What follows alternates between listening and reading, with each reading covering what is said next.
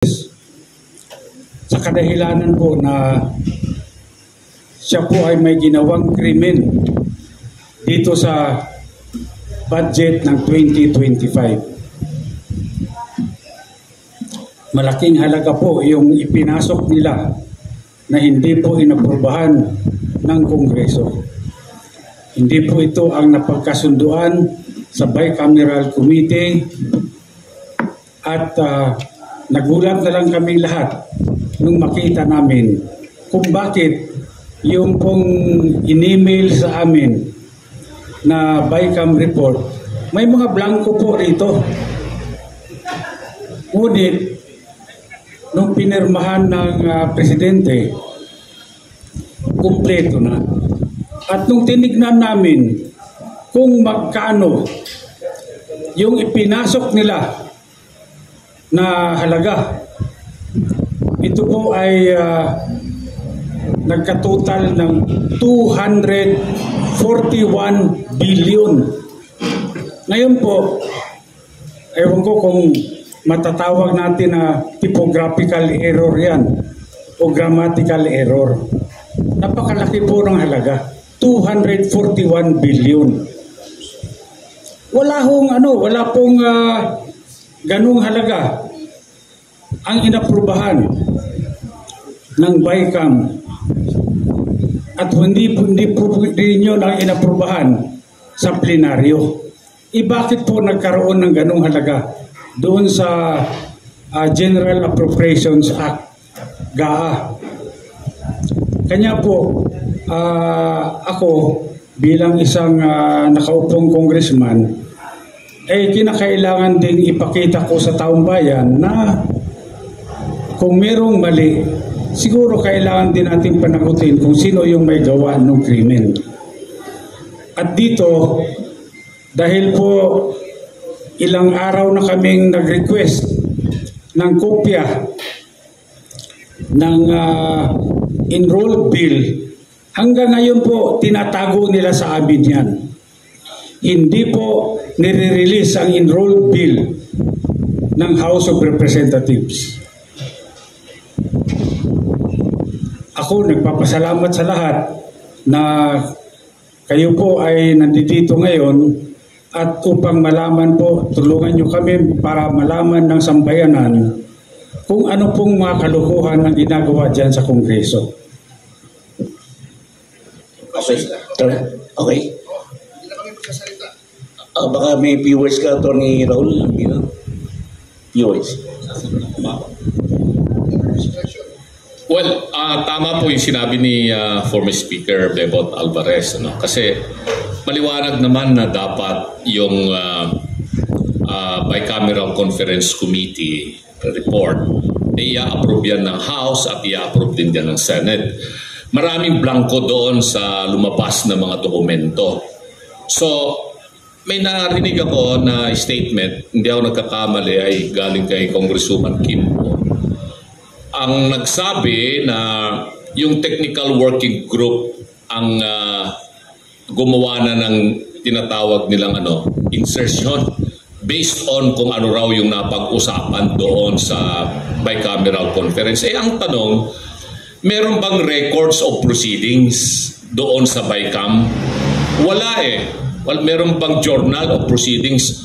Wala silang maipakita. So, dito siguro ay kailangang maimbestigahang mabuti itong mga members ng technical working group. Technical working group sa Senado, technical working group sa Kongreso, at sino-sino itong mga membro ng technical working group.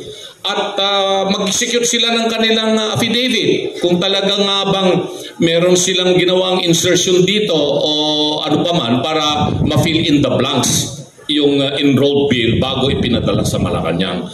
Yun lamang po yung gusto kong maliwanagan dito.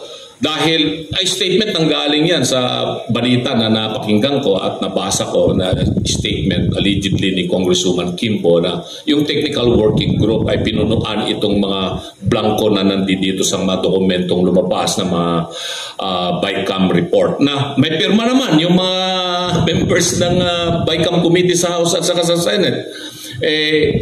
Sa tinagal-tagal ko ring staff, Speaker Bebot, dyan sa Kongreso magmula 87 hanggang sa Senado, ito lamang yung kauna-unahang pagkakataon. For many years na naging staff ako dyan sa Kongreso at pati dyan sa Senado, na nagkaroon ng bicameral conference committee na blanco na pirmado ng mga membro ng BICAM.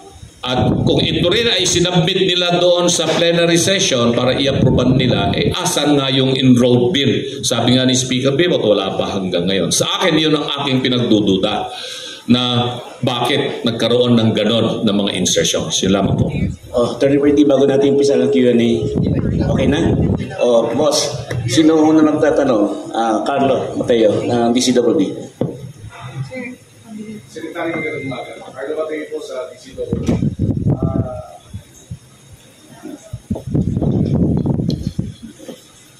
Speaker, former Speaker, ano po yung particular na kaso na isasampa? At sino-sino pa ho ang sasampahan ng kaso bukod kay Speaker Martin Romualdez? At kailan po ito isasamba? Sa aking pagkaalam, no, pwede akong i-correct ng aming mga abogado rito kung meron ako makaligtaan na pangalan. Number 1, siyempre si Martin Romualdez. Pangalawa, itong si Saldico. Pangatlo, itong si Majority Leader Manix Dalipe ng Zamboanga. Bakit sila? Dahil po una, wala pong nangyayari sa House of Representatives na hindi po alam ng Speaker of the House of Representatives. Lahat po yan may basbas ng Speaker. Wala pong gagalaw dyan kapag hindi po sinabi ng Speaker. Kaya nga po dito, sigurado ako, itong si Martin Romualdez ay talagang siya ang may pakanan nito lahat. Siya ho ang author nito. Ngayon, siyempre ako gusto ko rin magpasalamat kay Congresswoman Stella Kimbo. Dahil kung meron mang tunay na bayani dito, si Congresswoman Stella Kimbo. Dahil siya mismo ang umamin na maraming blanco ang BICAM report. Ngayon, bakit nagkaroon ng 241 billion na additional budget doon sa GAA na pinirmahan ng Pangulo? Ngayon, yung mga media, pwede rin nyo rin mag-request. Request nyo sa Kongreso kung mabigyan kayo ng kopya ng enrolled bill. Bakit mahalaga ang enrolled bill? Kasi dito natin makikita kung ang enrolled bill ba ay faithful reproduction kung ano yung inaprobahan ng Kongreso sa plenary. Dahil kung ito ay magkaiba, ay malaking problema yan. Hindi nila nilalabas yung enrolled bill. Ako may suspetsa. Anong problema? Ba't ayaw mo ilabas? Problema dyan, kung walang enrolled bill, yung liability magsishift, mapupunta sa Office of the President. Pinirmahan niya, walang enrolled bill. Sino naglagay ng blanco? Di sila. Kaya malaking problema. Siguro mabuti labas na nila yung enrolled bill para naman makumpare natin. Tama ba yan? O pareho ba yan? Nung inaprobahan ng BICAM, inaprobahan ng plenary. Okay. Maidagdag ko lang sa laki ng problema nila, palagay ko that is the reason why sinulong nila kahit kapos na yung oras ng impeachment para matapunan ito, para yun ang pag-usapan, para yung oposisyon ang nasa defensive instead of us being on the offensive. Pero hindi po natin bibitawan ito kasi napakalaga talaga, 241 billion. Kaming mga ordinaryong tao, we cannot even begin to wrap our heads around that figure. 241.